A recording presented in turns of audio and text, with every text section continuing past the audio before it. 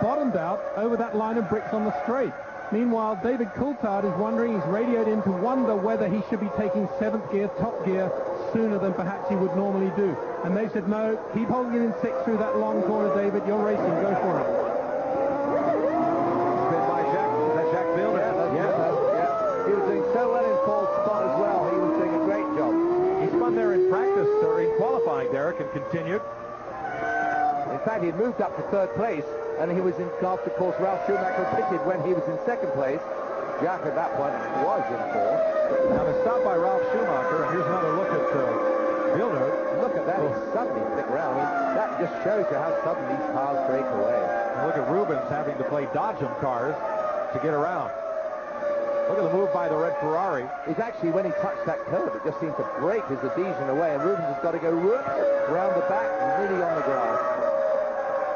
We're saying the pit stop by Ralph Schumacher in the Williams, coming now at lap 39, should allow him to go the distance. And here's Pedro de la Rosa in for his stop at lap 40. With that last bit of maneuvering and pit stopping that Barry Keller was the third. Heinz French, meanwhile, is 37 seconds behind Michael Schumacher.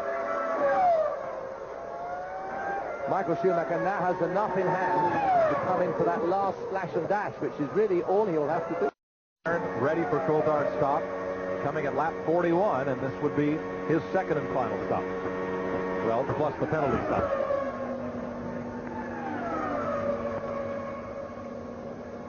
"23 crewmen servicing that car,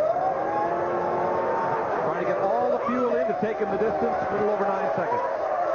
Yeah, we got a lot of fuel to take on. They're just over halfway.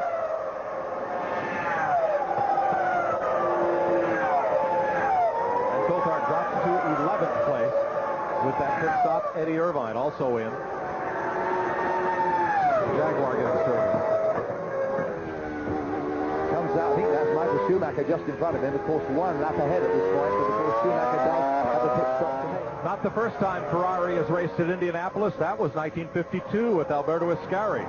But that was making 4 left turns, and this is 13 corners in the United States Grand Prix, live on Fox Sports Net. Service. And it appears that one of the Minardi mechanics was injured as Mazzacani slid through his pit.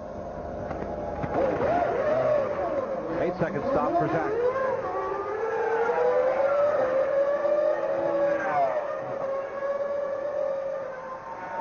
There he comes right out behind the Jordan. Status quo. Sorry, Barry Keller, of course, having kept on going out there. And so Barrichello moves up to 2nd. Frentzen and Villeneuve. Then David Coulthard, who is up in the points in 5th. Pedro Diniz trying to score his first of the season in 6th. Ricardo Zonta 7th. Eddie Irvine 8th for Jaguar. John Lacey 9th for Prost.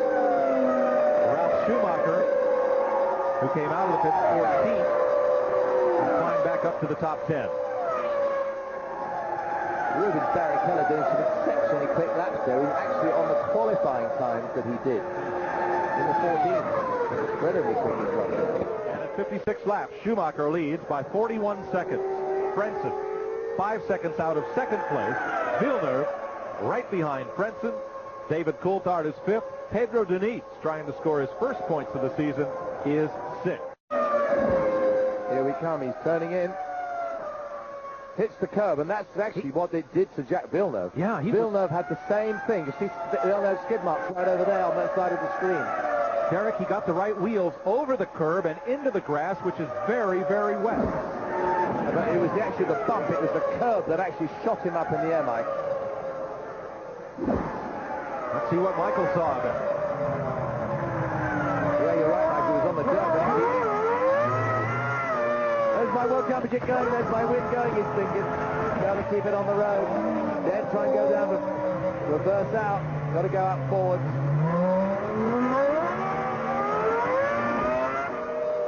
Well, there went his lead. It's down to 16 seconds over Barrichello, who has 7 seconds on Heinz-Harald Frentzen. I don't think they'll let him go by. I don't think they'll let Barry Keller go by. That's for sure. You read the last page of every book first. Spoil the ending for him. Eddie Irvine did get past Schumacher and unlap himself. That's Irvine Remember, Irvine, of course, was Michael Schumacher's teammate last year at Ferrari for the last 4 years, and did help Michael bring that team on a long way. Great support for Schumacher and, of course, Irvine. And that fight for third is not over. There's Frentzen and Villeneuve. Third and fourth. That's 2 VARs in the top 6. That is quite remarkable. Michael better keep off those curves. There's no need to be on the curves at this stage of the race. He just as well Mika Hakkinen wasn't pressurizing. He had just lost the lead. This is a great battle for third. But Frentzen, whether it's gearing or horsepower, Derek, seems to have had quite an advantage through turn 13 and down the front straightaway. Well, by rights, Villeneuve has a stronger engine because he has the works engine. But of course, we know that the Jordan could have a little bit more downforce for the infield, also for the BAR. What about those Honda engines, Peter? Well, I'm down in the Jordan garage right now. I can tell you, this really is a needle match because what they want to do is beat BAR at all costs. They're the incumbent Honda factory team. Jordan have got those engines next year, and they want to beat BAR right now. But great performance by Honda, 3 engines in the top 6. Hirotoshi Honda, the worldwide president of the Honda Motor Company, is here, and last night went to nearby Indianapolis Raceway Park and gave the command to start the stock car race there. A bit of cross-culture. Fourth place, looking at third. Villeneuve chasing Frentzen. Now this is where they were really close before going out on the straight, and it's the one opportunity Jacques has to slip by at the end of the straight. But of course, with all that locking of brakes that he did, he may well have flat spotted the tires and have a lot of vibration. But he's just not close enough this time. He's got to get closer. 28 seconds of full throttle. Just 2 tries left. There's the best passing zone on the course, entering turn 1. And this by far the best battle on the racetrack. Coulthard is only 8 seconds behind these two. He's made strong headway since his penalty, which cost him at least half a minute going in for that 10-second penalty for jumping at the start. So he's coming up really, really well, but of course too far back at this point to do anything. And Jacques locked the brakes up there again. Slid a bit wide, but he is letting it all hang out, and Derek, he's gaining. Well, it's very obvious, you know, that the Jordan does have less downforce, goes down the straight quickly, but around the infield it just doesn't have the handling, and Jacques has that extra bit of power, but is not enough power to make the difference on the straight. Now he's there, through Mickey, through Mouse. Here is Schumacher coming around for lap 72, 1 to go. Ferrari seeking their first US Grand Prix finish in 1979, 1-2. Gilles Villeneuve and Jody Scheckter at Long Beach.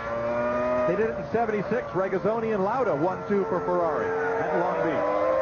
Last lap of the United States Grand Prix. 250,000 race fans, nobody sitting.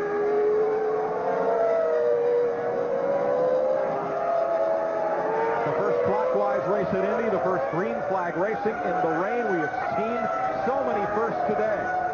And we may see a Ferrari 1-2.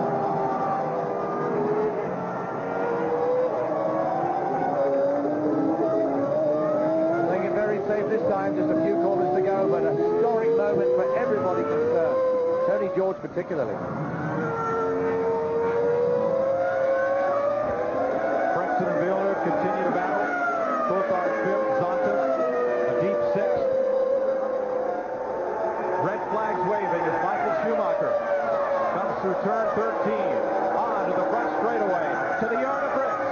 Schumacher has won the United States Grand Prix. Schumacher, Barrichello for Ferrari, Frentzen's Jordan, Villeneuve BAR, David Coulthard McLaren, Ricardo Zonta puts both BARs now in the points today. Eddie Irvine for Jaguar, overcoming a horrible qualifying. Pedro Diniz had a great race going in the Sauber. Nick Heidfeld's Prost, Alexander Wirtz in the Benetton, Johnny Herbert's Jaguar, Marc Genet from Minardi in the top dozen.